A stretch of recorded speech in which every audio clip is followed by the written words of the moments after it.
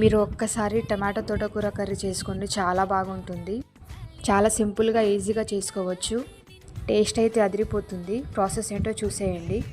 ఒక ప్యాన్లో ఆయిల్ వేసుకొని కరివేపాకు వేసుకోవాలి. ఆ తర్వాత సన్నగా తురుముకున్న ఆనియన్స్ వేసుకొని కొంచెం గోల్డెన్ బ్రౌన్ కలర్లో వచ్చేంత వరకు ఫ్రై చేసుకోవాలి.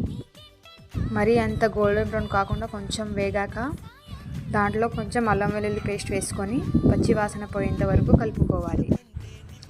అలా కలుపుకున్న తర్వాత ముందుగానే కట్ చేసి పెట్టుకున్న తోటకూరను ఒక 2 times వాష్ చేసి వాటర్ లేకుండా పిండుకొని దాంట్లో వేసుకొని ఒక 2 నిమిషాల పాటు కలుపుకోవాలి.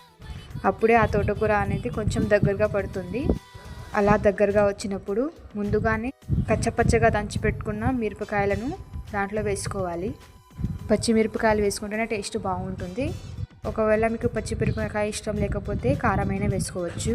అలాగే దాంట్లో తగినంత సాల్ట్, ఒక 1/2 teaspoon పసుపు వేసుకొని మంచిగా కలుపుకోవాలి. అలా కలుపుతూ ఉన్నప్పుడు వాటర్ అనేది బయటికి వస్తుంది. అప్పుడు టమాటో వేసుకొని టమాటోలు మెత్తగా ఉడికేంత వరకు మూత పెట్టి ఉడికించుకోవాలి.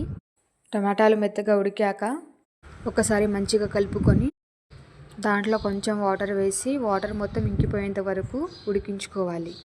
అంతే అండి, చాలా సింపుల్గా ఈజీగా చేసుకోవచ్చు. టేస్ట్ అయితే చాలా బాగుంటుంది. మీరు కూడా తప్పకుండా ట్రై చేయండి. వీడియో నచ్చితే like, share, subscribe. Thank you for watching.